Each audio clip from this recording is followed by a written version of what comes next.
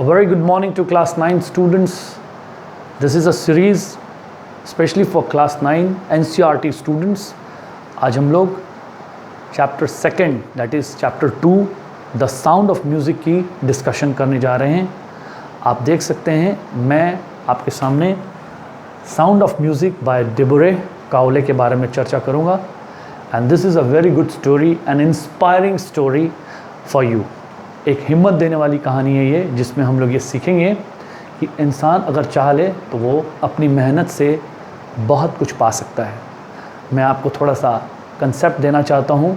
हम लोग इसमें पढ़ेंगे 2 चैप्टर्स को एक साथ। वो अलग अलग पार्ट में डिवाइडेड हैं। फर्स्ट है इवलिन ग्लिन के बारे में और सेकंड है बिस्मिल्लाह खान, जिनको हम शहनाई का मास्टर समझते हैं। He was given Bharat Ratna, उन्हें भारत रत्न से नवाजा गया था। वो बहुत ही सक्सेसफुल शहनाई प्लेयर थे। पहले हमारी कहानी है जिसका नाम है द साउंड ऑफ म्यूज़िक का फर्स्ट पार्ट है, जिसके बारे में हम लोग इवलिन ग्लिन के बारे में पढ़ेंगे। इवलिन ग्लिन की कहानी सुनने और पढ़ने के बाद आप ये महसूस करेंगे कि इंसान जो चाहता है वो कर सकता है। That is where there is a will there is a way. हम जो चाहते हैं हम वो कर सकते हैं, लेकिन इसका ये मतलब नहीं है कि हमारे पास सारी तरह की फैसिलिटीज़ हों। एग्जाम्पल्स में हमारी हिस्ट्री ये कहती है कि बहुत सारे ऐसे लोग भी हमारे जीवन में हुए हैं जिनके पास शरीर नहीं था, दिमाग नहीं था और बहुत सारे ऐसे पार्ट भी थे जिसमें वो अपने आप को डिसेबल महसूस करते थे। जैसे कि कुछ ऐसे लोग भी हुए जैसे ग्रामाफोन को प्रोड्यूस करने वाले लाने वाले थे हमारे अल्वा एडिसन, और उनको आपको पता है वो एक परफेक्ट चाइल्ड नहीं थे। उसी तरह से हमारे सामने इवलिन ग्लिन हैं जिनकी एक सबसे बड़ी बेहतरीन चीज़ जो आपको सुनने को मिलेगी, जो सुन ही नहीं सकती थी, और ये बहुत ही मुश्किल होता है। और वो बनना क्या चाहती थी आप सोच नहीं सकते हैं। वो बनना चाहती थी एक म्यूज़िशियन जो एक इंस्ट्रूमेंट को प्ले करना चाहती है, और उसकी इच्छा थी कि मैं एक म्यूज़िक प्लेयर को प्ले करूं। That was a xylophone.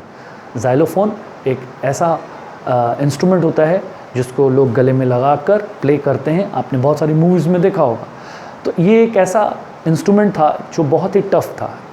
तो ये कहानी शुरू होती है इवलिन ग्लिन की, और इवलिन ग्लिन अपनी 8 साल की उम्र में अपने पेरेंट्स के पास बैठी होती है, और जो वो महसूस करती है कि वो उसकी मदर कुछ सामान गिरते हुए या कुछ गिरते हुए देखती है, और उसको देखती है कि उसकी डॉटर जो है मूव नहीं की है। और उसके पेरेंट्स इवलिन ग्लिन के बहुत टेंस हो जाते हैं कि सामान गिरने के बाद भी मेरी डॉटर में कोई मूवमेंट नहीं आई है। तो ये 8 इयर्स की एज में ये पता चलता है कि इवलिन डाउटफुल है लिसनिंग स्किल्स में, और बाद में फिर वो लोग डॉक्टर्स के पास लेके जाते हैं और ये क्लियर होता है कि ये डेफ है, ये सुन नहीं सकती है। इवलिन ग्लिन सुन नहीं सकती, और 11 साल की उम्र आते आते हम लोग ये देखते हैं कि इवलिन ग्लिन इज़ टोटली डेफ, वो पूरी तरह से बहरी हो चुकी है। और इस तरह से ये चीज़ को देखते हुए पेरेंट्स का मन ख़राब हो जाता है। वो बहुत ही ज़्यादा अपने आप को ख़राब और अकेला महसूस करते हैं। लेकिन इवलिन ग्लिन की एक कोशिश होती है कि वो एक नॉर्मल इंसान की तरह ज़िंदगी जिए, और वो स्कूल जाती है। और एक बार वो एक बच्चे को ज़ाइलोफ़ोन बजाते हुए देखती है, और ठीक उसको देखते ही उसको इच्छा होती है कि मैं भी ज़ाइलोफ़ोन को प्ले करूं। लेकिन उसके टीचर्स, क्योंकि वो जानते हैं कि वो सुन नहीं सकती है, उसको डिस्करेज करते हैं। लेकिन रॉन फॉप्स, जो आपकी कहानी में जिनकी चर्चा हुई है, वो बहुत बड़े तबलची होते हैं, स्कूल में बच्चों को म्यूज़िक सिखाते हैं। और रॉन फॉप्स का बहुत बड़ा रोल है, वो एक ग्रेट मोटिवेटर का काम करते हैं, बहुत बड़ा रोल प्ले करते हैं। और इवलिन ग्लिन की ये इच्छा को वो देखते हुए, उसकी अंदर में ये फीलिंग देखते हुए, वो 2 ड्रम्स को सेट करते हैं, और सेट करने के बाद उनको बजाते हैं, और ये फील करते हैं कि इवलिन ग्लिन उसको डेफ होने के बाद भी महसूस कर रही है। और इस तरह से हम लोग कहानी में आगे बढ़ते हुए देखते हैं कि रॉन फॉप्स एक बहुत बड़े मोटिवेटर बनते हैं, जिसके कारण वो ये फील करती है कि वो एक म्यूज़िक वर्ल्ड में उतर सकती है।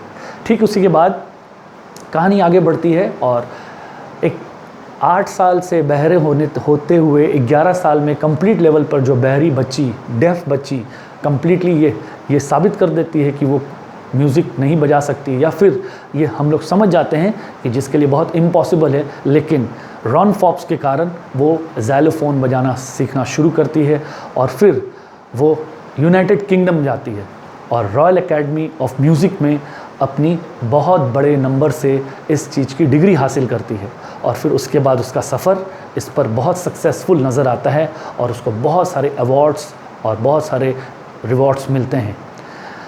इवनली ग्लिन की कहानी हमारे लिए एक बहुत बड़ी इंस्पिरेशन है।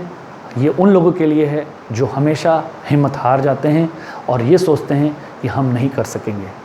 आप भी जो कहानी सुन रहे हैं, आपके अंदर में भी बहुत सारे ऐसे सोच, बहुत ऐसी आइडियाज़ होंगी जिसमें आप ये महसूस करते होंगे कि मेरे लायक ये चीज़ नहीं है। लेकिन ऐसा मत सोचिए। जब इवनली ग्लिन जो डेफ होकर सक्सेसफुल हो सकती है तो आप ज़रूर सक्सेसफुल हो सकते हैं। So in this manner we can see इवनली ग्लिन की जो स्टोरी है, the sound of music is one of the very inspiring story for the people those who are disabled. इसलिए अगर आप स्वस्थ हैं तो आप ये समझ जाइए कि आप वो कर सकते हैं जो सब कर सकते हैं और आप सबसे हटकर वो कर सकते हैं। So this was the story and the first part of इवनली Glennie. Will go for the second part that is about Bismillah Khan, जिसमें हम लोग ये जानेंगे कि बिस्मिल्लाह खान शहनाई बजाते थे और उन्होंने कितनी तकलीफ़ों का सामना किया। Keep watching this series and keep subscribing and liking. Thank you.